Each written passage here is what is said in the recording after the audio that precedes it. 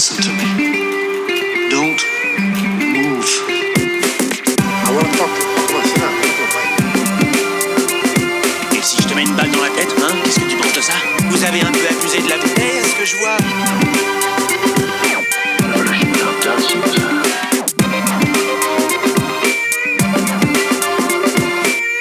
The security of this nation depends on complete and total compliance.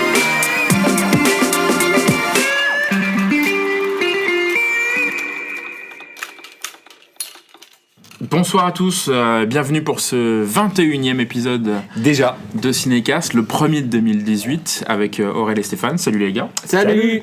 Tout va bien pour vous? Ouais. La forme en 2018? À balle. Stéphane? Je te laisse répondre. Ouais. Tellement dans, Ouais, maintenant on a décidé de d'enthousiasme. faire ça en fait. Moi je réponds sur l'état de santé et puis lui il fait le reste. Voilà. Ouais, ça va être un peu Donc, du monotone. coup on quand va même. bien. Bah pourquoi? Putain. La prochaine étape, c'est la siamoisation, vous collez ensemble. La fusion est déjà faite, Ouais, la ouais. greffe est déjà faite. hein. On est à fond sur la Corée de fusion et du coup on est au top là-dessus.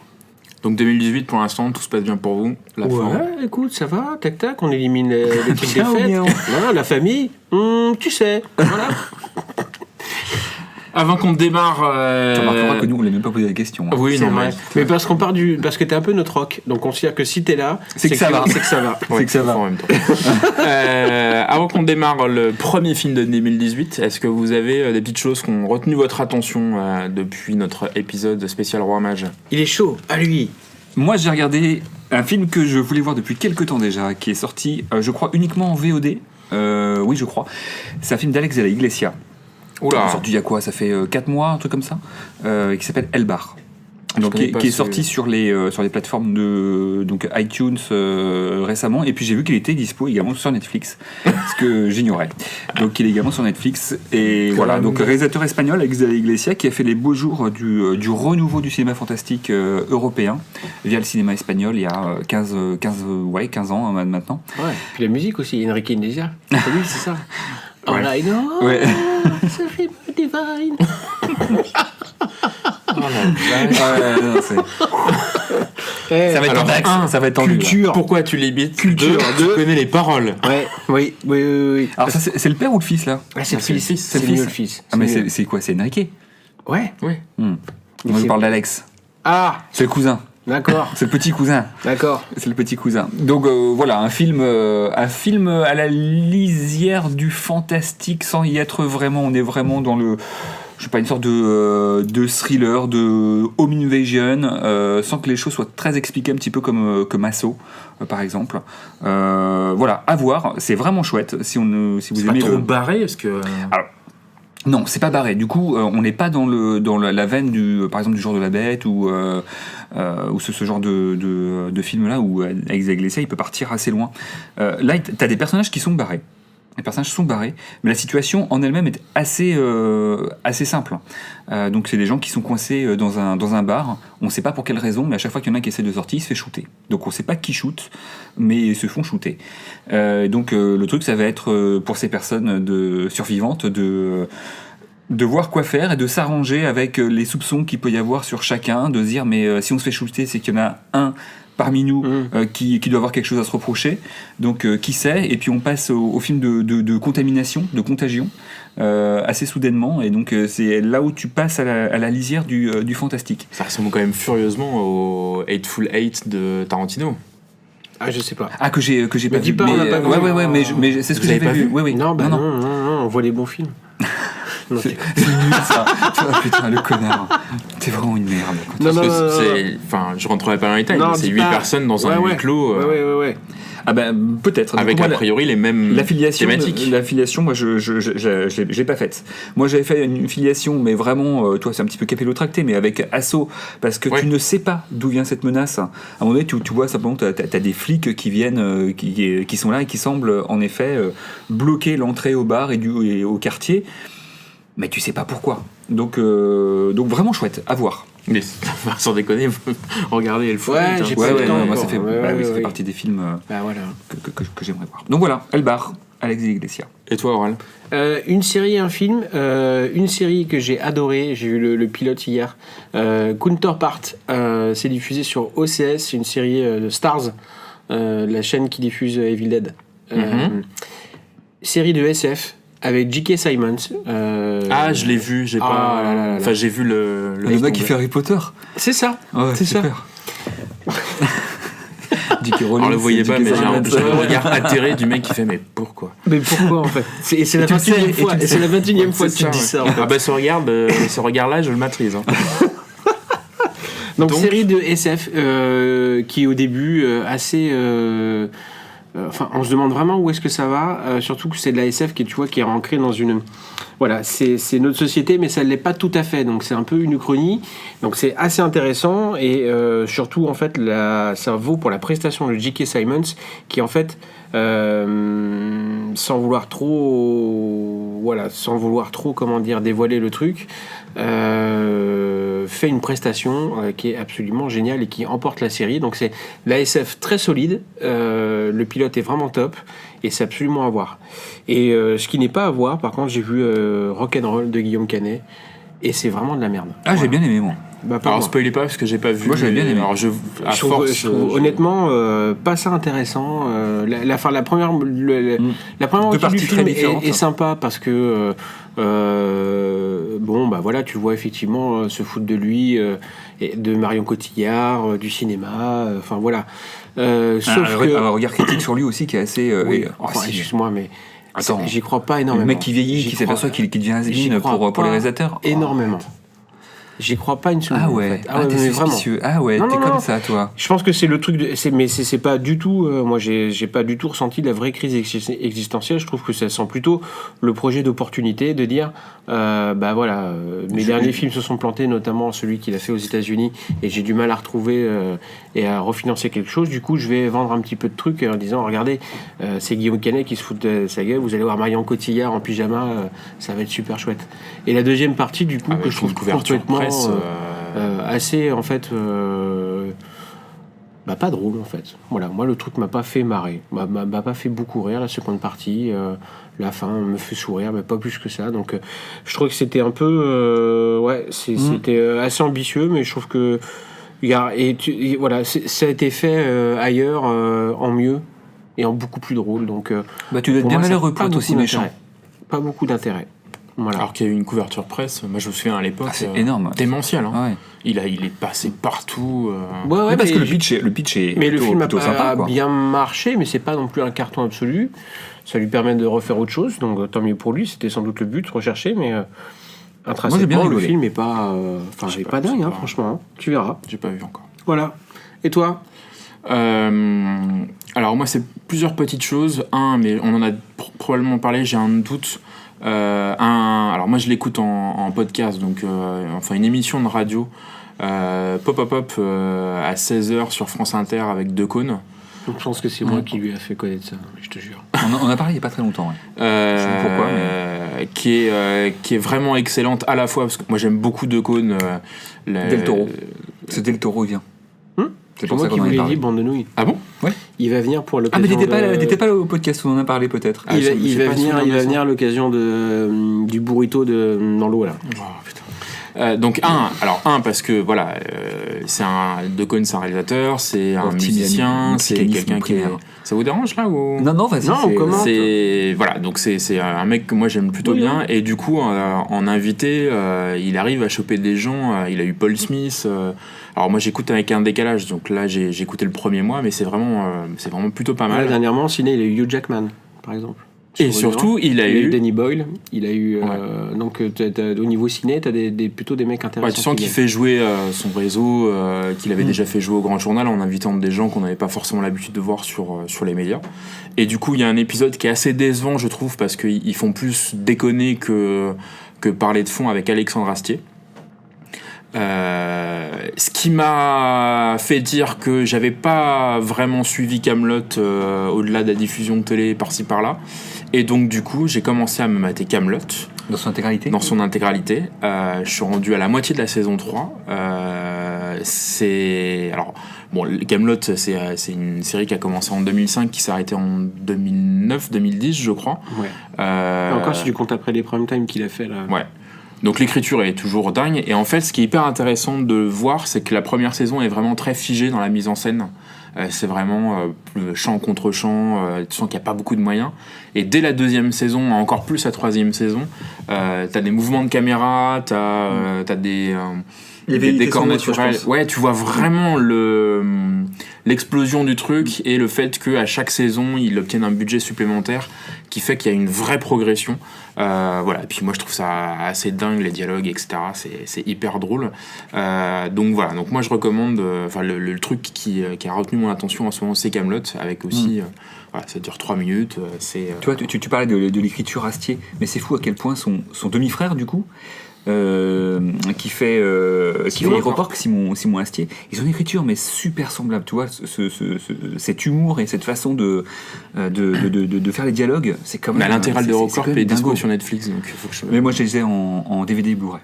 Donc voilà, donc du coup en ce moment je fais du Kaamelott et toujours en podcast, mais je pense qu'on en a déjà parlé, mais à chaque écoute, moi ça me fait pisser de rire. C'est le Cozy Corner. Qui voilà, donc on leur fait un coucou, c'est. On leur fait un coucou. Attends, s'ils nous écoutent, ouais. Non mais s'ils nous écoutent, ouais. Non mais tu peux le faire. C'est se trouve après les gens sont pas obligés de le savoir. Avec Médoc et El Moguri. Donc voilà, ils sont c'est les rôles de la répartie, ils sont complètement dingues. Enfin moi à chaque fois qu'il y a deux anciens de No Life, de l'émission No Life. De No Life et qui après avoir cessé leur fonction sur No Life, la chaîne de télé, sont devenus sans emploi et donc voilà, et podcasteurs et voilà. Cozy Corner, ça porte en fait très très bien son nom. Très bien son nom, et c'est vraiment. C'est un des rares podcasts où quand j'ai la notif c'est drôle. Dans mon lecteur, comme quoi il y a un épisode dispo, je fonce. Et c'est pas simplement à destination des gamers, parce qu'ils ont une culture jeu vidéo et quasiment systématiquement chaque épisode, ils font un petit truc sur un jeu vidéo, et donc ils ont une culture du jeu vidéo et japonais en particulier qui est quand même assez dingote. Mais par contre, ils parlent un petit peu de tout et vraiment c'est un chouette podcast. Notamment de bouquins et du coup, hop, je glisse. Ils ont recommandé, ils ont parlé des comic strips avec Charles Schulz et Snoopy et les Peanuts. Et donc du coup, je me suis acheté le premier tome de l'intégrale, donc 50-54. Sur les comic strips de Snoopy et les Peanuts, et c'est juste génial de voir le modernisme du truc en 1950 avec notamment des petites gamines qui se laissent pas démonter par ces petits gamins, et t'hallucines de voir que ça, quand tu le lis en ce moment, ça a été écrit en 1950, donc voilà à peu près la progression. Hop, je chope des trucs et puis je replonge sur d'autres petites choses. Bon, je crois qu'on a fait le tour. Ouais.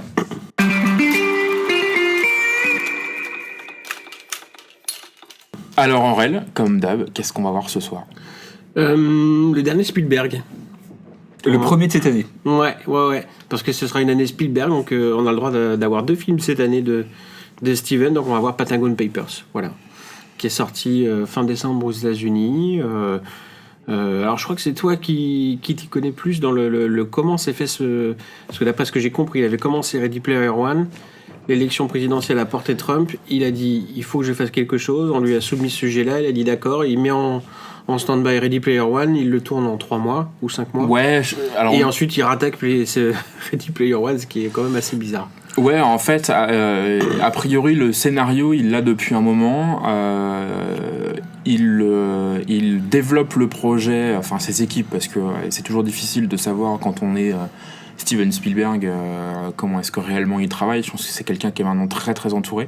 Donc en tout cas, il bosse a priori sur le projet.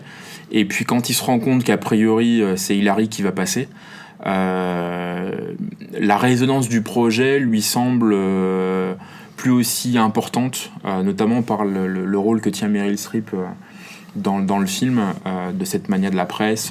Ouais. Enfin voilà, du coup il se désintéresse du projet. Ça fait partie de, je pense à l'époque, mais qui était assez peu communiqué, des X projets qu'on rajoute à Spielberg. Je pense notamment il y avait un truc avec une dystopie avec des dragons, dont il a acheté les droits, qui était soi-disant en coproduction avec Jackson, qu'il devait faire. On attend toujours le Tintin 2. Tintin, ouais. Donc voilà, c'était un des projets qu'il a mis complètement en stand-by, et puis il a effectivement commencé à bosser sur Ready Player One, dont la première bande-annonce, donc les premières bandes-annonces sont sorties, et qui est un film d'une autre échelle. Et a priori, quand il a vu que c'était pas Hillary qui était passée, mais plutôt l'ami Donald, et ben il s'est dit oulala. Et avec les premières fake news, son sens, sa relation avec la presse, il a effectivement dit hop, on arrête tout et on se concentre là-dessus, avec un tournage record, une foultitude d'acteurs, avec un casting de barjots qui a priori se sont tous débrouillés pour répondre à l'appel. Donc c'est effectivement un film qui a été monté en très peu de temps, et qui livre un instant, en tout cas si le film tient toutes ses promesses, qui passerait un peu au vitriol le rapport entre le politique et la presse, qui aurait forcément une résonance toute particulière en ce moment. Donc effectivement un film, c'est peut-être un des films les plus politiques de Spielberg, Oui. qui sait toujours, alors qui sait politique contemporain, je veux dire. C'est quelqu'un qui a quand même, enfin voilà, sur son traitement de la Shoah, etc., qui a été au rendez-vous, mais qui c'est toujours, en tout cas moi j'ai l'impression, toujours tenu un peu à distance de ce qui se passait aujourd'hui. C'est pas quelqu'un, je crois que le film peut-être politique le plus récent qu'il avait fait, c'était Munich, mais ça reste les années 70, Oui, je crois. ouais. Donc Bah là, c'est aussi les années 70, c'est 71. Le cadre. oui, mais je veux dire qu'il y a une résonance maintenant, toi. Munich, une résonance, enfin, si, peut-être avec le conflit israélo-palestinien, Ouais. mais Ouais, quand même. en tout cas là, moi je trouve que c'est peut-être le film dans lequel il s'adresse le plus directement à son époque. Ouais, mais je suis assez curieux de voir ça, moi, parce que je m'étonne qu'il se lance dans la satire. Après, ce qui fait envie, c'est sur le papier le casting qu'il a réussi à réunir en si peu de temps, quoi. On a évidemment Tom Hanks, Meryl Streep, on a aussi notre copain, moi ça fait bien plaisir de le voir, j'ai hâte de voir un peu ce qu'il donne Bob Odenkirk, qui est Saul Goodman.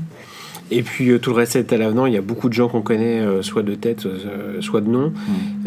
Voilà, après c'est quand même un budget à 50 millions de dollars, donc toujours quand même un truc avec des enjeux financiers, sachant que ça a bien fonctionné, que je crois qu'il y a des nominations. Il était nominé au Golden Globe, mais il je crois qu'il a rien aux Oscars. Bon. Si, aux Oscars, il a aussi. Hein. Il a aussi. Meilleur film, meilleur réalisateur, etc. Mais au Golden Globe, il est Oui, il est reparti sans bredouille. rien. Ouais. Bah, tu vas pas t'en plaindre, c'est le petit burrito avarié qui a tout gagné. Moi, très impatient de le voir, hein, très content de le voir, parce qu'après Le Pont des Espions, tu vois, qui a aussi cette résonance, le truc un petit peu politique fiction. Je trouve que c'est passionnant, ce genre de film. Et puis la façon dont il l'a fait avec Le Pont des Espions donne vraiment envie sur quelque chose qui est peut-être plus d'actualité, comme tu disais, avec une résonance beaucoup plus contemporaine. Donc ouais, assez content et impatient de voir ça.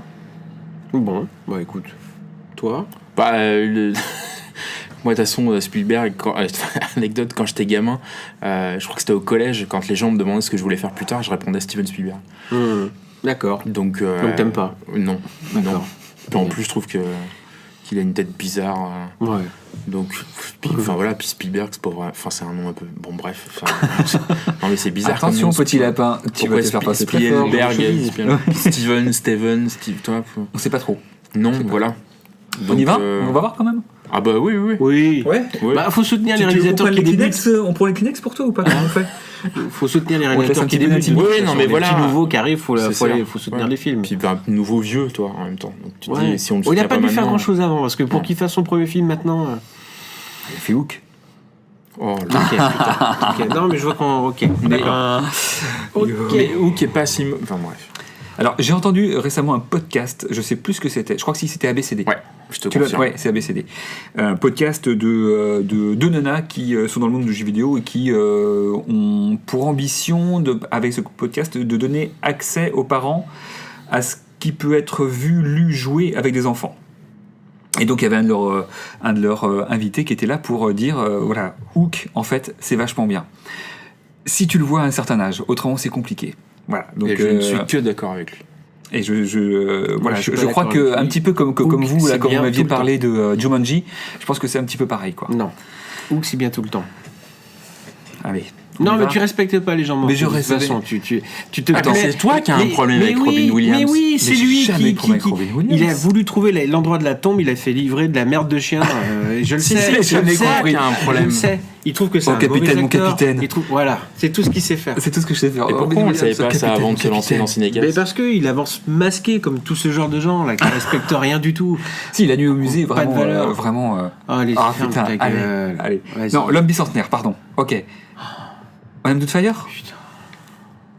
Moi, je sais pas quoi faire. Non, mais moi, ce que j'aime beaucoup, c'est franchement, votre absence de réaction. On va voir le Spielberg, et puis Oui, et ouais. après, je me fais taper à la sortie. Ouais, oh, fort. Fort. Et de façon déloyale, je te le dis Ouais, tout de suite. ouais. Ah oui. Il y aura des coups dans les parties.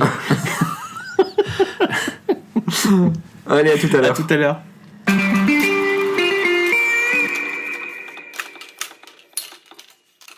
On revient, on sort de Pentagon Papers, un peu moins de 2 heures au ciné. Je me suis pas fait taper. Non. Pas encore.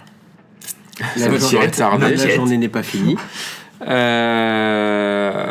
on va, on va pas y spoiler, c'est un peu compliqué parce que parce que le Washington Post est toujours là, donc a priori. Mais est-ce que on va peut-être raconter d'abord un petit peu ce qui se passe, les enjeux du film avant de savoir. Vas-y, Si on y va. raconte. Ben en fait le Pentagon Papers. Synthétique, hein. Oui, synthétique. D'accord. C'est l'histoire en fait d'un rapport rédigé dans les années 70 sur la guerre du Vietnam dans son ensemble, qui grosso modo explique à peu de choses près que depuis le départ tout le monde savait que c'était perdu. Alors que le conflit n'est pas terminé. Oui. Que le conflit n'est pas terminé. Et que grosso modo, si on continue, enfin si les États-Unis continuent à fournir un effort de guerre, c'est juste pour pas passer pour des connards. Donc rapport un peu compliqué qui va finir entre les mains d'abord du New York Times qui commence à publier et qui va très rapidement se faire taper sur les doigts par l'administration Nixon jusqu'à ce que le Washington Post, donc dirigé par Meryl Streep avec un chef de rédaction joué par Tom Hanks, récupère les documents, décide de les traiter et de les publier, et puis donc ça suit voilà, l'histoire de ces documents qui sont publiés dans la presse quelque temps avant le Watergate, et qui est le premier gros coup d'un journal qui est relativement connu aujourd'hui, mais qui à l'époque a pas du tout l'aura Et qui peinait largement. qu'on lui connaît Ouais, c'est ça qui est rigolo. aujourd'hui. C'est que le Washington Post, en fait, on t'apprend dans le film, ce que je savais pas du tout, c'est que ça reste quand même un journal local. Oui. Un journal local, petite envergure, ça reste familial, mais ça n'a pas l'aura du New York Times qui rayonne Oui. nationalement, quoi. Alors c'est vrai que pour moi, le Washington moi aussi, Post, ouais, tu vois, non, c'est la première découverte du film, c'est ça. un énorme truc, quoi. Bah non. Donc voilà un petit peu l'histoire. Qu'est-ce que vous en avez pensé, vous, messieurs? Vas-y, Aurel. T'as pas envie de bosser toi aujourd'hui, hein? Bah si, mais Ah, si, vas-y. mais non, ça se voit, hein. Putain, putain. Passager clandestin, hein. Alors, qu'est-ce que j'en ai pensé? Bah, techniquement, de toute façon, la mise en scène, il n'y a pas grand-chose à dire, si ce n'est que c'est formidable, parce que c'est brillant, et puis ça roule, et puis je trouve que tu as une qualité, que tu vois vraiment une maîtrise, donc il n'y a pas de problème, qui en plus est vraiment au service de la narration, c'est-à-dire que je trouve que Spielberg est jamais aussi doué pour mettre du suspense, mettre de la tension dans des scènes voilà, où ça pourrait être finalement voilà, pour te faire créer des enjeux, et du coup tu te prends au jeu là sur quand ils arrivent à avoir les papiers, sur la décision de publier, pas publier, etc. Donc non, c'est très chouette. La reconstitution par contre, par moment, moi j'ai été assez étonné de l'ambiance un peu du film, que je trouve par moments très éclairé, très... C'est Janusz Kaminski. Ouais, voilà. Et du coup, honnêtement, j'aime pas. Je préfère par exemple toutes les scènes de bureau du Washington Post qui sont plus ternes, plus grises, et qui d'ailleurs C'est marrant, ça. te font un parallèle, mais alors moi tu te retrouves en 30 secondes dans Les Hommes du Président, c'est assez bluffant. Avec ces travelling qui suit le... Ouais, que j'adore moi, que vraiment Ouais. que j'adore. Par contre voilà tout le reste, mais après on s'en fout, hein, c'est des rues, c'est des voilà, c'est pas l'essentiel du film, mais je trouve Mais il a ça- tendance à parfois un peu surexposé. On j'aimais pas retrouve trop. le côté un peu brillant Ouais. qu'il y avait dans Indiana Jones 4. Ouais, oui, exactement, c'est ça. Et perso, je suis pas un fan peu du surex tout. sur les. Et perso, je suis pas fan de ça. Je te laisserai terminer, mais déjà, parce que je suis sûr que j'ai oublié. Là, quand tu parles de cette photo, moi, il y a une scène, sans spoiler, parce qu'elle n'a pas une grande importance, dans le film, où on voit un repas. Avec je crois que c'est Meryl Streep qui invite des gens chez elle, et à un moment donné, comme ça doit être de tradition à l'époque, les mecs vont de leur côté, les nanas du leur, oui. tu sais, puis elles vont parler chiffon vraiment, chiffon dans le petit salon, et là le cadre, le plan lui-même et la photo du plan, t'as l'impression de voir une revue de la fin des années 60, début des années 70. Il y a un peu de Hopper là-dedans. Ah, dingo. J'ai halluciné. Et du coup, j'ai trouvé ça magnifique. Et moi, j'aime bien cette photo qui mais c'est m'accroche. mais c'est pas tout à fait la même que sur les. C'est pas tout à fait la même parce que tu en as où effectivement t'es vraiment. C'est au congrès. Ouais. Ça m'a l'arrivée dans le congrès où c'est très lumineux. Je sais pas Ouais. comment te dire. Tu vois, même et à la fin, tu vois, il étire même ça dans la dernière scène où en fait, tu vois, Tom Hanks c'est un peu vaporeux, c'est un peu quand ils sont dans les machineries là. Ah oui. C'est un peu vaporeux Oui. jusqu'au bout, tu vois. Bon, enfin bref. Mais ça, c'est vraiment sur l'aspect esthétique, j'ai rien. Voilà, c'est vraiment histoire de pinailler parce que honnêtement, voilà, sur la mise en scène, c'est vraiment top. Sur le fond, moi je trouve pas concrètement, je me demande en fait si le vrai propos étant une critique de l'administration Trump et la volonté de vouloir faire une résonance absolument avec ce qui se passe aujourd'hui, qu'en fait un magnifique portrait de femme, moi je trouve. Parce que concrètement, j'ai pas jamais trop ressenti, moi, si tu veux, les enjeux pour le poste, si ce n'est effectivement publié aussi, qui relève plus d'ailleurs des enjeux financiers que des enjeux peut-être vraiment de liberté de la presse. Donc si tu veux, moi j'ai jamais été inquiet pour le poste, je me suis jamais dit ah oui quand même ça a chié jusqu'à ce point-là. Surtout que tu vois dans l'histoire un des personnages importants mais qui est en filigrane c'est McNamara là, quand elle va le voir pour le prévenir amicalement. C'est le secrétaire Meryl d'État Streep, qui a commandé le rapport en question.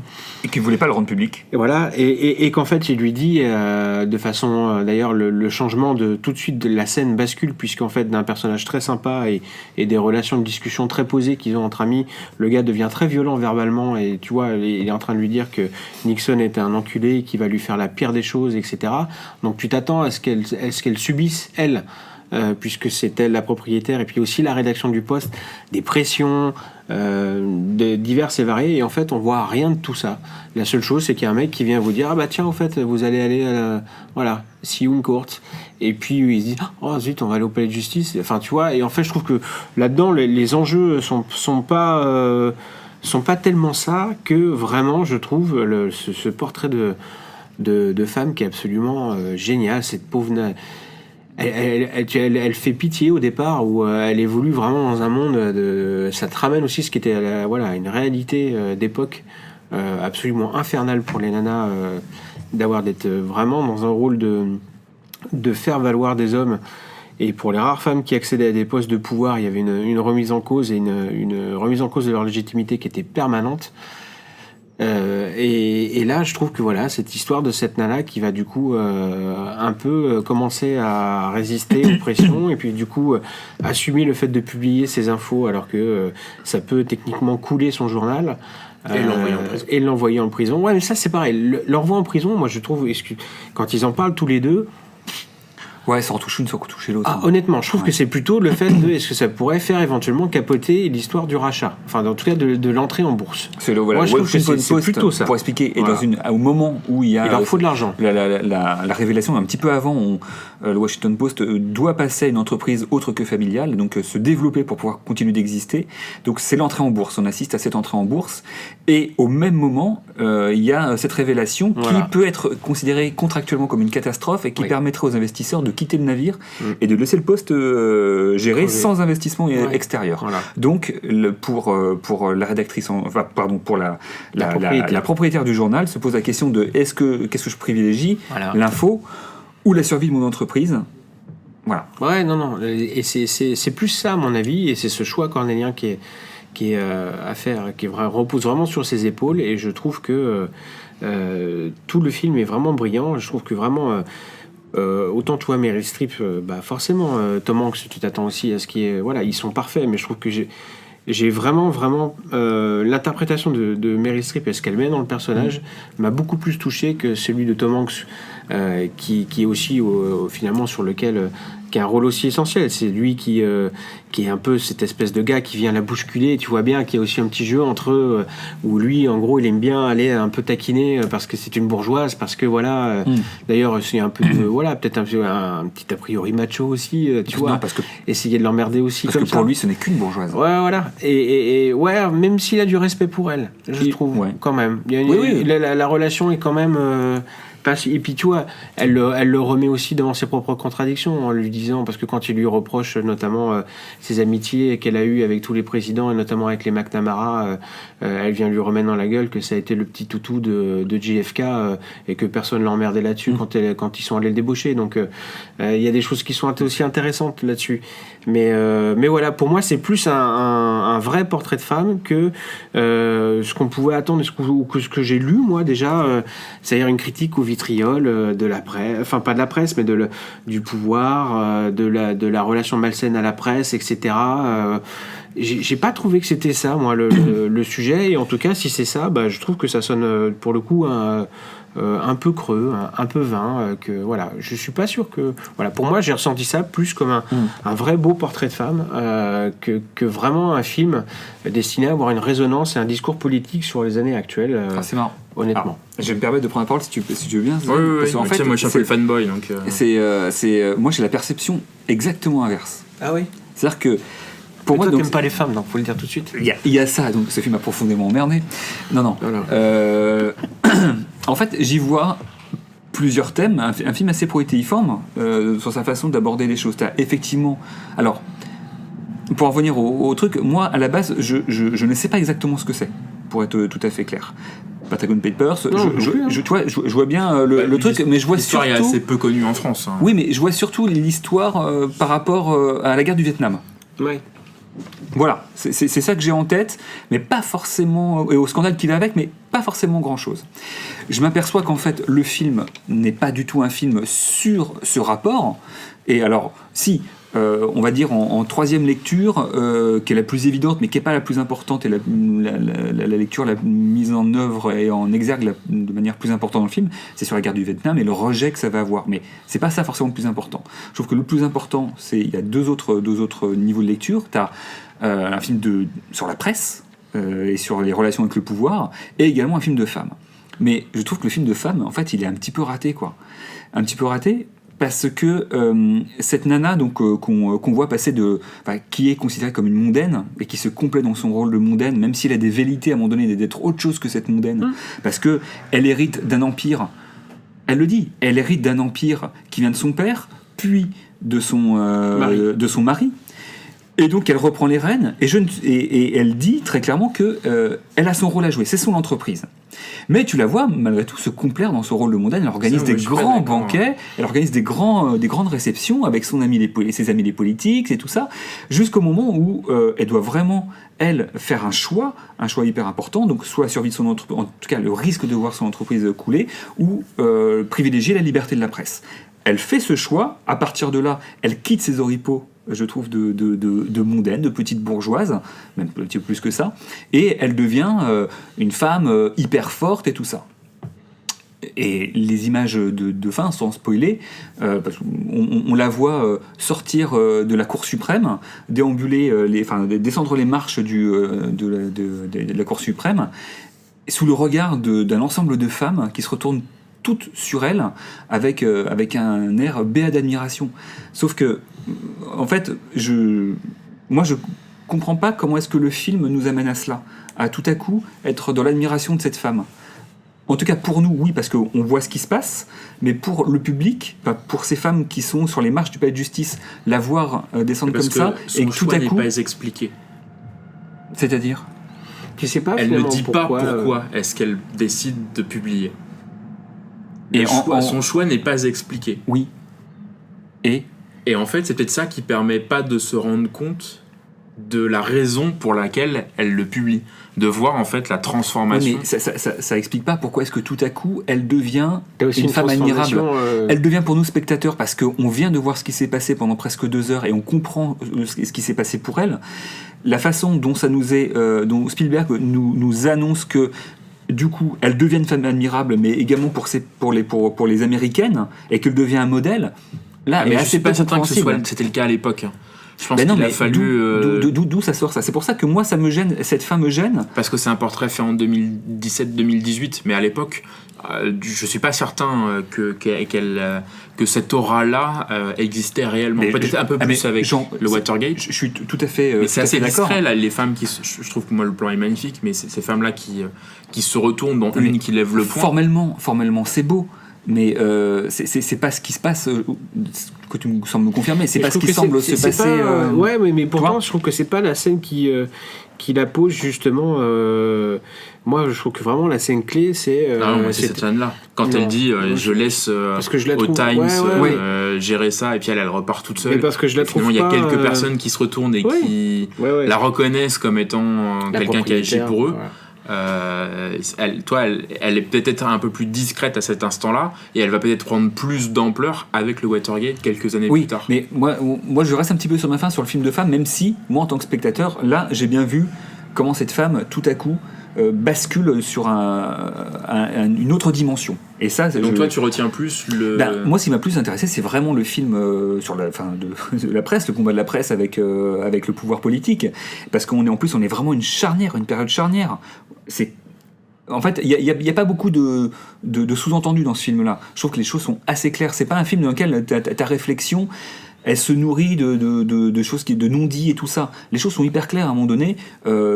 Discussion entre Tom Hanks et Meryl Streep au sujet du fait que, en fait, il est temps de changer nos pratiques à tous les deux sur le pouvoir. On a été copains avec des politiques tous les deux.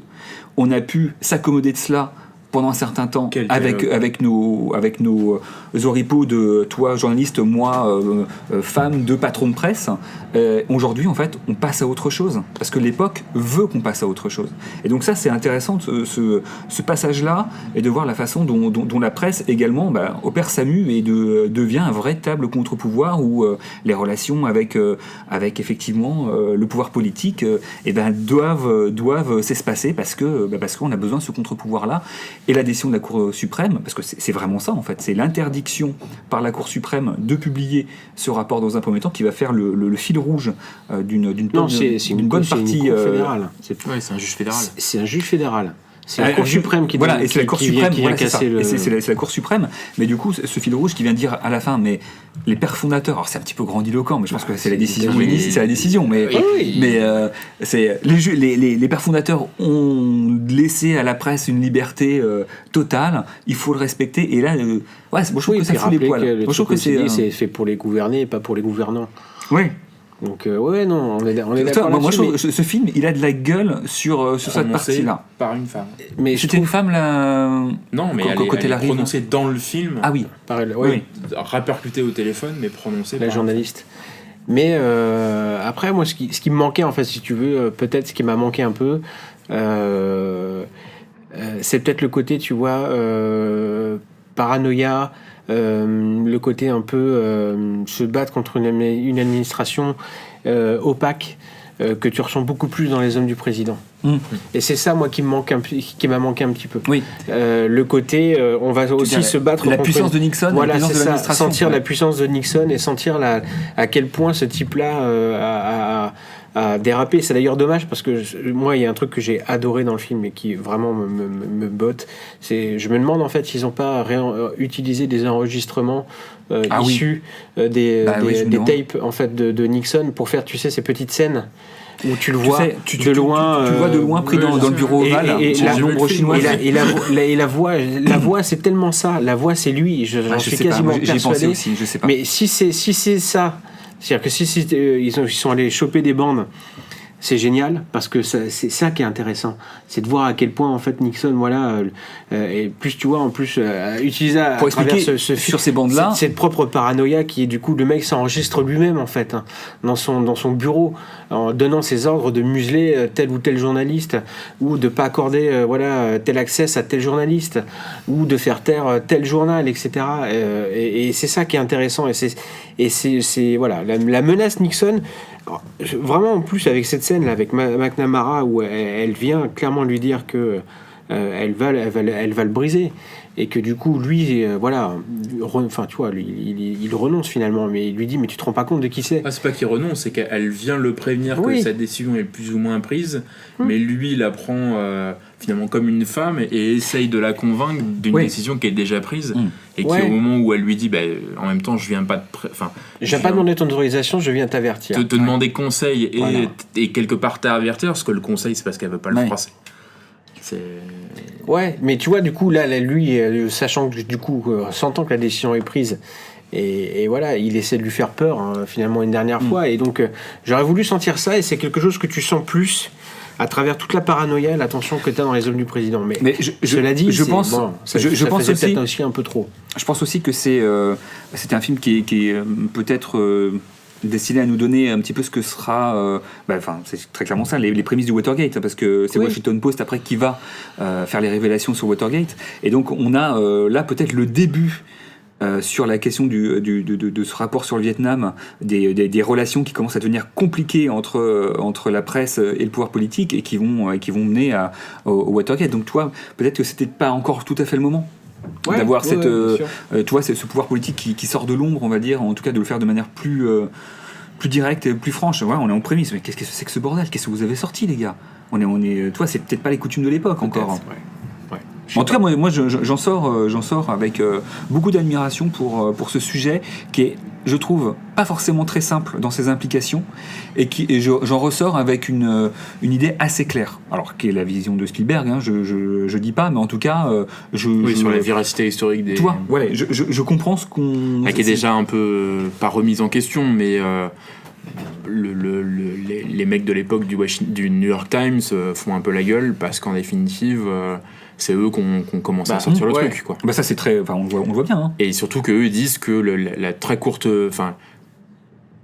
passages du film où le Post suit le Times, en réalité c'était le Post qui citait littéralement le Times. Et toute cette période là on le voit, c'est très rapidement esquissé dans le film, mais ils sont un peu déçus de ce que, du coup, le Washington Post, par le biais de ce film-là, est remis sous la lumière. Continue à forger sa légende de journal d'investigation. Là où les premiers à choper les documents, avant même que le Post en ait même entendu parler, c'est Sheehan du New York Times. Et toi alors ? Moi j'ai adoré, ça m'a fait beaucoup penser à la sobriété qu'il avait déjà mis dans Le Pont des Espions. C'est vraiment deux films qui font écho et qui démontrent, si besoin en était, que Spielberg maîtrise aujourd'hui son art comme personne. Le mec, il a 50 ans, 40 ou 50 ans de ciné. Je crois qu'il fait 40 ans. Et de monter ce film-là en ce temps-là, avec une précision... Enfin, la réalisation est très sobre, même le très rapide passage introductif au Vietnam, et tu sens clairement qu'on n'est pas là pour il y a pas je fais rentrer au chausse-pied un film de guerre, c'est pas on ça n'est pas qui là pour. m'intéresse. Moi je me suis dit il va pas nous faire, enfin pourvu qu'il nous fasse pas un sauvé soldat Ryan. Ceci dit, les quelques plans, mais ça reste très efficace. C'est un gars qui aujourd'hui, je pense, maîtrise son art de A à Z, et est capable d'une mise en scène qui est brillante sur plein de petits aspects. Moi, ce qui me plaît beaucoup chez Spielberg, c'est des petits plans qui peuvent passer inaperçus, mais qui sont très très précis. Enfin, il y a du Kubrick dans la première partie d'Eyes Wide Shut sur des mouvements très fluides, notamment dans les échanges avec Tom Hanks et Sarah Paulson à leur domicile, où à un moment donné, je crois qu'ils font la vaisselle ou je ne sais quoi, hop, les caméras s'essuient, c'est hyper fluide, c'est carré. Enfin voilà, c'est plein de petits bouts comme ça que moi je repère en tout cas, qui me flattent la rétine. Le plan où on remonte les allées, on pivote sur la photo du mari décédé de Meryl Streep, et puis on retourne encore et elle s'avance, elle passe le truc sans regarder, preuve que ça y est, maintenant c'est à la fin du film, je suis affranchi du poids de l'héritage. Après, moi je ferai la synthèse entre vous, dans le sens où pour moi les deux, Spielberg arrive, c'est quasiment magique, à traiter plein de petits sujets sans forcément qu'il y en ait un qui perde de l'intérêt. Effectivement, il tourne quelques scènes supposées au Vietnam. On parle beaucoup du Vietnam, mais on en perçoit très peu l'horreur, jusqu'à ce que, alors celui qui sort les papiers de là où ils sont, en un dialogue, te remet le truc en t'expliquant que y a les 70% des X milliers de soldats qui sont morts là-bas le sont uniquement parce que les États-Unis veulent éviter l'humiliation. C'est un dialogue. Et on n'en reparlera pas après, mais toi, c'est par petites touches, c'est très expressionniste. C'est un film qui m'a fait beaucoup penser dans la sens des dialogues, qui avait un petit peu dans Le Pont des Espions, mais peut-être un peu plus sur le ton de l'ironie, de l'humour. Je pense à la scène de la famille. Tu l'as vu, toi? Tu l'as vu, Le Pont des Espions? Oui, j'ai vu, ouais. La famille qui se présente en disant oui, on aimerait bien récupérer, alors que visiblement c'est pas du tout la même famille. Tu te souviens de cette scène qui est hilarante? Là, ça m'a fait beaucoup penser à du Sorkin. Ah bah oui. Il y a des dialogues, c'est des joutes. Entre eux, notamment la scène où effectivement Tom Hanks explique que le reproche qu'elle va lui faire n'a plus lieu d'être parce que la presse doit changer. Enfin, t'as des joutes verbales, t'as cette fameuse scène au téléphone entre des gens qui écoutent, cette scène. avec un montage, un découpage qui est sidérant. De Palma aurait pu le rendre encore plus. Ouais, avec Nicolas Cage, avec une veste en peau de serpent. Non mais toi, tu sens qu'il emprunte et derrière, ça roule, si tu veux. C'est fluide. Comme tout ça, et c'est des joutes verbales qui me font effectivement beaucoup penser à du Sorkin, mais en mieux, parce que derrière, il y a 20 ans, 30 ans de cinéma qui met en route. Je trouve que le côté portrait de femme, effectivement, Aurel, je suis d'accord avec toi, est assez dingue. Je suis pas un grand spécialiste de Meryl Streep. Pour moi, Meryl Streep, c'est des films que je vois pas beaucoup. Mais à chaque fois, elle a l'Oscar. Qui est-ce qui gagne la Coupe du Monde à la fin? C'est Meryl Streep. On va voir d'ailleurs. Mais c'est la première fois que moi, je ressens tous les superlatifs qu'on peut lui donner. Effectivement, au démarrage du film, c'est cette grande bourgeoise qui s'intéresse d'ailleurs pas tellement à son journal. Non. Moi, je suis même pas tant d'accord avec toi sur le fait qu'elle revendique quoi que ce soit. Je pense que ça lui tombe dessus. En tout cas, elle dira le contraire. Oui. À Arthur, qui est l'espèce de directeur administratif et financier, et à qui elle dit mais... Elle demande aux gens de choisir pour elle. Oui, Elle demande aux gens de choisir pour elle. T'as l'impression que c'est une corvée qui lui est tombée dessus, dont elle veut se débarrasser. Mais pas tant que ça. Je pense qu'elle est farouchement liée à l'héritage de son mari et de son père. Oui, c'est ça. Mais en même temps, si ça pouvait être quelqu'un qui prenne ses décisions à sa place, ça l'arrangerait. Ouais. Et donc du coup, de voir cette transformation qui reste à mon sens assez inexpliquée, parce que c'est ce que je disais tout à l'heure, pour moi, ce qui l'a fait changer d'avis, comme elle ne le dit pas, elle dit simplement j'ai pris ma décision. Pourquoi est-ce qu'elle le fait? En fait, elle le dit pas. Non, tu sais pas. Et donc la mécanique, en fait, tu as les deux parties qui s'exposent en disant non, il faut faire ci, Tom Hanks qui pousse derrière... Et en fait, ce qui l'amène à changer, c'est très bien filmé parce que c'est un plan sur un regard où elle prend. Mais ce qui se passe dans sa tête, en fait, c'est jamais tellement expliqué. Donc on ne sait pas les raisons qui l'ont amené à faire ce choix-là. Mais de passer de la nénette qui reprend ses notes à la veille de la mise en bourse à celle qui derrière va jusqu'à, et je pense que moi ce plan-là m'a beaucoup parlé, tu sais, quand elle se penche derrière le gars qui imprime concrètement le journal, moi je me suis dit c'est un décor qu'elle n'a jamais visité. T'as l'impression que c'est la première fois qu'elle vient là, et c'est fou parce que c'est en un plan qui est très banal, elle se penche derrière, mais la manière dont elle a de se déplacer, filmée par Spielberg, elle est chez elle. T'as l'impression qu'elle est chez elle, mais que c'est la première fois qu'elle a pris la peine de descendre Moi, je pense que c'est en ça, bas mais voir les Ah bah rotatives. c'est tout à fait ça, ouais. Et Tom D'ailleurs, t'as Hanks, aussi une espèce de transformation un peu aussi physique parce qu'elle porte aussi pas mal de choses ternes et tu vois, des tailleurs, des trucs à chaque fois qu'elle va en conseil d'administration. Ouais. Et là, tu vois, elle a une jupe plus moderne. C'est des fringues qui sont plus dans l'époque. Tu sens qu'elle est. Donc Bon, c'est peut-être un peu comme si elle s'était enfin trouvée elle-même. Peut-être un peu caricatural d'ailleurs, c'est là où effectivement peut-être à la limite du portrait, mais moi je trouve que cette scène là où ils sont tous comme des chiens autour d'elle pour lui extirper le oui ou le non, tu sais, quand Ah ils oui, viennent oui. chez elle, la discussion ultime qu'ils ont tous là, où ils sont en train où il y a un plan qui est certains incroyable, présentent d'autres au téléphone. où elle est assise et ils sont 4 ou 5, tu sais, autour d'elle, soit assis, soit au-dessus, à lui parler près, fais ci, fais ça, non, faut faire ci, faut faire ça, et où tu vois en fait cette espèce de nana qui est acculée et où elle décide du coup là enfin de dire ça suffit maintenant, c'est moi qui décide et puis Elle est de clé. toute façon c'est ma Elle décision. tourne le dent à des personnages avec une caméra qui fait pas le contrepoint. Ce qui fait que t'as quelque chose qui est contre les codes du ciné, de quelqu'un qui parle à quelqu'un en faisant dos à la caméra. C'est fou. Mais par petites touches, toi, toujours l'impressionnisme, il remplit ça avec sa fille qui est jouée par Brie Larson, qui la conforte dans l'idée que effectivement ça devrait être quelque chose que les hommes devraient gérer. Et t'as plein de petites touches. Ce qui est fou, c'est que le film a été fait clairement avant l'affaire Weinstein, mais t'as, comme tu dis, petit salon pour mesdames, les gars qui discutent politique avec leurs gros cigares. T'as la scène de l'introduction en bourse où elle monte les escaliers, toutes les femmes sont devant la porte, les portes s'ouvrent et t'as que des mecs dedans. Donc c'est toute cette époque-là. Et puis derrière, tu as effectivement, moi, quelque chose que j'ai, comme toi, beaucoup apprécié. Tout le côté presse, les choix de démarcation politique, ce genre de choses, qui sont effectivement hyper bien traités avec... c'est des détails, mais toi, la mécanique de l'époque, c'est-à-dire qu'on frappe des pièces de métal qui fait qu'en fait le journal, la manière dont la maquette est construite, qu'on voit, ça permet de faire des plans de ça, coupe. si t'as jamais vu comment comment un journal se construit, c'est assez bien mené. Là où je suis assez d'accord avec Aurel, et j'en terminerai par là, c'est ça me fait penser, mais ça va plus te parler, l'absence d'antagonisme, un peu comme dans Dunkerque. Ouais. De ce que l'ennemi, on va l'appeler comme ça, est invisible et présent, mais pas littéralement montré.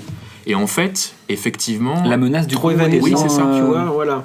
que c'est peut-être un des défauts, mais c'est pas vraiment un défaut parce que c'est un point de vue qu'il adopte dans Dunkerque. Oui, voilà. C'est que tu vois très peu les nazis. Ben là, c'est à peu près la même chose. C'est-à-dire qu'à un moment donné, je me suis dit, c'est con parce que tu sors un peu du film. On est à peu près à 1 heure de film, il reste encore 1 heure. Les avocats viennent de débouler.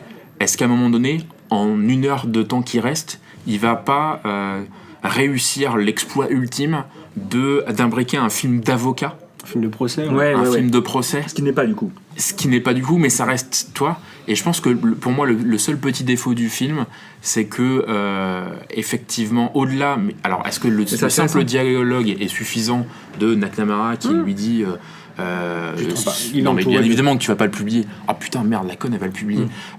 Et bien, le seul argument qui reste, c'est Nixon va te défoncer. Et en fait, cet antagonisme-là, je trouve, prend pas le pas, effectivement. Et vous avez raison, enfin, j'y pense que maintenant, mais et ce que tu disais Aurel tout à l'heure, en fait, le seul moment où l'administration rentre en conflit ouvert avec Washington, c'est via une conversation qu'il y a avec un procureur général. Ou c'est une conversation téléphonique. Voilà. Alors, vous allez faire ça, vous allez faire ça, vous allez arrêter de publier, et puis vous allez faire ça et vous allez faire ça. Non. Au revoir. Et c'est vraiment alors, ça. Et non mais c'est vrai, il y a ça. Pour eux, après, t'as aussi la symbolique, tu vois. Pour eux, effectivement, tu te dis non à un juge, quoi. Donc t'as l'impression que c'est le. Et bien surtout, en fait, c'est que soit Spielberg, c'est pas cette partie-là du film qui l'intéresse et il la développe pas parce qu'effectivement, la crainte, c'est résumé en 3 scènes de Nixon au téléphone. Moi, je pense que c'est ça. Moi j'ai trouvé que c'était. Qui dit on va tous les niquer, etc. Mais parce que t'as en tête, malgré tout, peut-être le Watergate, donc ce qu'il est capable de mettre en place. Là, c'est derrière. ça, puisque derrière. Ouais, mais si tu veux. Moi, j'imaginais pas Non, mais je suis comme Aurel. le plan de fin. mais j'avais en tête, Nixon, ce qu'il peut mettre en œuvre s'il veut vraiment aller. Oui, mais moi je suis comme Aurel. Du coup, tu le sens pas. Je trouve que le côté attention, on risque d'aller en prison, attention, c'est assez prégnant sur l'échec boursier que ça peut représenter, parce que ça on te l'explique. Oui, c'est vrai. Et c'est assez présent parce qu'on voit les gens lui dire attention, tout va. Surtout c'est va incarné péter. par un personnage là, dont j'ai pas retenu, tu sais, le petit gars À lunettes, avec le nœud papillon à lunettes, Arthur, là. qui est, alors pas son conseiller, qui, tu sais, celui qui est grisonnant, qui a déjà cette scène Qui est hallucinante dans où à la sortie du conseil d'administration de sortie de la bourse, Oui. tu sais, en Qui vient décide quand pas, même le mec à lui, enfin ces scènes surréalistes où elle est dans son bureau, tu sais, mais ils parlent quand même tous les trois ouvertement d'elle alors qu'elle est à côté, porte ouverte, en disant elle fait n'importe quoi. Enfin, qui est un espèce de connard fini et qui est vraiment le personnage bien le plus détestable, je trouve, de tout le. Et qui, à chaque fois, tu vois, vient lui dire, d'ailleurs, voilà, c'est cette menace-là, finalement, c'est plus la menace de l'investisseur, Mais tu vois, au niveau mais banquier, la menace, elle est Ça, présente. c'est la menace capitalistique. Oui, bien sûr. c'est celle, Mais la menace qui aujourd'hui politique, est une réalité. C'est ça, ouais, mais la Mais la- menace politique, c'est Et ça. je trouve, et peut-être pas aussi marqué que ce qu'on pouvait l'attendre. Et moi, ça m'a pas. On te dépeint un président. Ensuite, on dépeint un Parce qu'à président. un moment donné, vous à travers le imaginez portrait qu'on peut-être, fait. alors peut-être que la menace Oui, mais aurait si été ça plus se trouve, importante s'il y avait elle vraiment des n'existe- coups de pute. Non, c'est que. Le truc, C'est que tu t'attends- on sait que Tu c'est vois, capable. on mais fait c'est- fiscal. Non, mais c'est une bombe. Nixon ne veut absolument pas que ça sorte. Et la seule voie qui a été choisie est une voie en fait parfaitement légale. Du coup, On sait et pas. qui est la voie judiciaire. Le problème, c'est que ça. Non, c'est que en tout cas, le film nous montre que Oui, c'est la seule voie qui a été nous choisie. montre que ça, et la voie avec judiciaire. effectivement, comme en plus tu sais que le Washington Post existe encore, tu sais qu'ils ont plus ou moins gagné.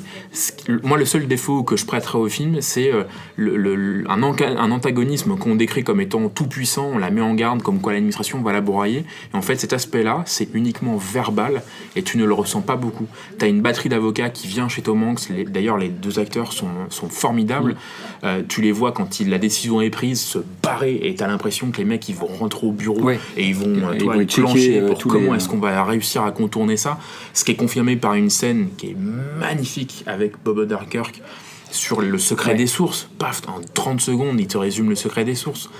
Tu sens ça, mais derrière, le procès est très rapidement évacué et tu ressens pas en cette pression, etc. Alors, soit ça n'était qu'une pression légale et effectivement le film de Spielberg est très juste parce que Il n'en rajoute pas. n'en rajoute pas. Et Et auquel cas, ouvre sur ce que. ça n'est que du fantasme. Ouvre sur ce qui ne sera par contre Voilà. pas du fantasme avec Les hommes du Watergate. président, le Voilà. Watergate, etc. Donc soit effectivement c'était une prémisse et il n'en rajoute pas et du coup le film reste sur une vague de subtilité qui est du coup incroyable, soit effectivement en sous-main il y avait d'autres formes de pression que pour le coup il ne montre pas, et je pense que ça ma peut être déception dommage. vient peut-être du fantasme que le film me nourrit au fur et à mesure où on avance de ce que va y avoir des plans de pute, comme on l'annonce, comme on n'arrête pas de le dire. À un moment donné, on va peut-être les voir, et comme on les voit pas, est-ce qu'ils existent ou pas? Non, puis Je reste un peu sur ma faim sur vraiment cette petite parenthèse. Vous avez raison, parce qu'en plus, je repense à une scène où le mec qui révèle le rapport, hein, donc il prend la décision de On le filer à cherche la pas, presse. par exemple. À un moment donné, il est planqué dans un motel. Oui. Il est planqué dans un motel. Donc, avec tout ce que ça peut avoir comme oui. Puis tu vois, tu vois paranoïa. bien, surveiller. Genre, le mec, il ouvre la porte à moitié, tu sais, il regarde qui vient le voir, machin, il ouvre. En gros, et il faut poser une question. Enfin, il pose une question à la con, tu vois, pour rentrer.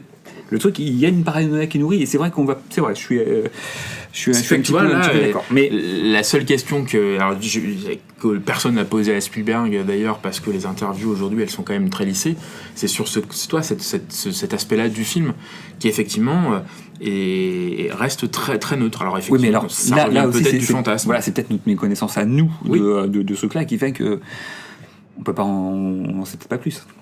Mais en tout cas, voilà. Enfin, moi, c'est mon premier film que je vois en salle de 2018. C'est au même niveau que Le Pont des Espions, qui était un de mes coups de cœur de 2015. Enfin, voilà, c'est Spielberg et d'une précision. Enfin, c'est un film qui est époustouflant, que moi je trouve magnifique dans la forme, dans le fond. C'est Vivement Ready Player One.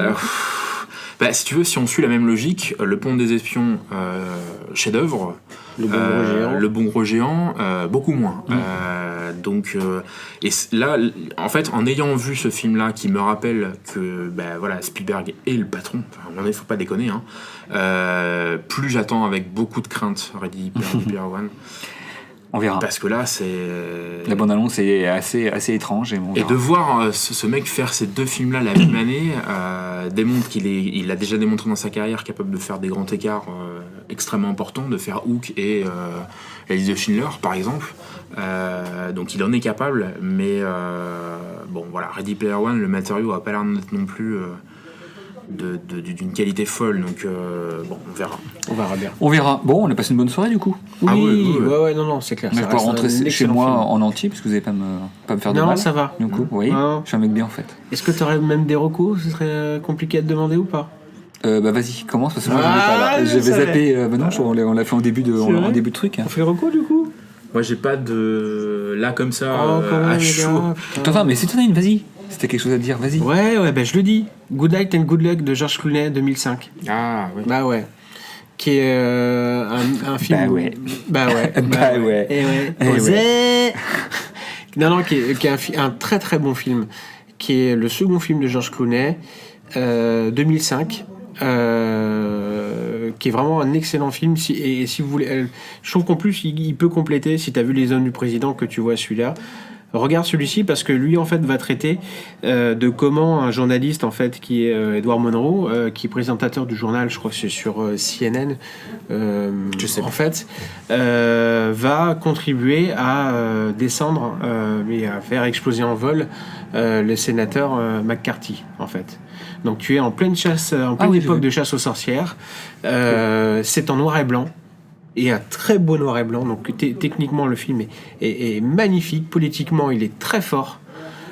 Clooney est dans une mise en scène qui est vraiment intéressante et vraiment chouette, et qui a aussi pareil qui retrouve, tu vois, alors là ça s'adressait plutôt, si tu veux faire un parallèle, au moment où ça sort, c'est 2005, on est en pleine administration Bush Junior, donc tu es un peu là-dedans dans la guerre en Irak, on nous a menti, dans tu vois là l'axe du mal, ne croyez pas ce qu'on vous dit, voilà, les présentateurs télé, journaliste lui-même, présentateur de mémoire, présentateur télé d'un journal, donc et donc si tu veux, il y a ça derrière, il y a avec le danger de ne croyez pas tout ce qu'on vous dit, ne croyez pas, certains travaillent pour la vérité et puis certains se sont élevés pour continuer à ce qu'on ait une information libre, etc.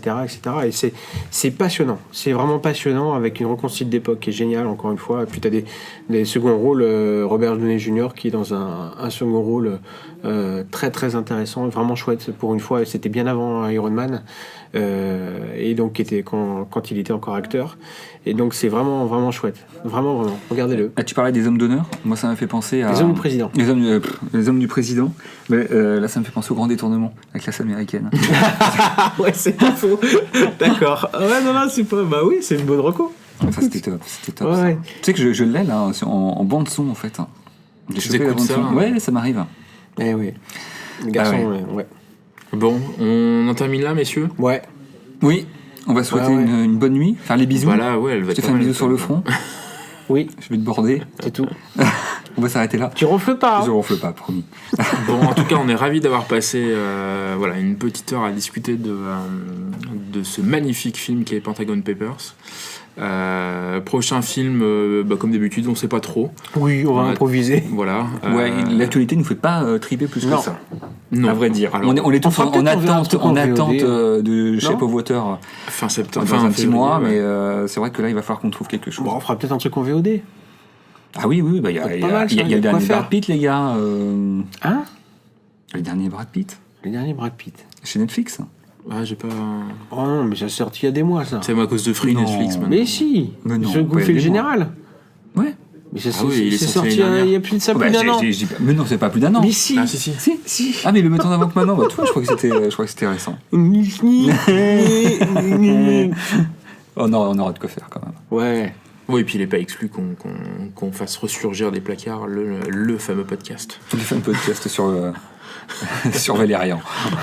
par Allez, exemple. on y va. Bon, en tout Allez. cas, merci de nous avoir écoutés. Encore une fois, bonne année à vous tous. Profitez-en bien. Et puis, allez voir Patagon Papers qui ouvre de manière brillantissime cette année ciné. Au Ouais, revoir, merci.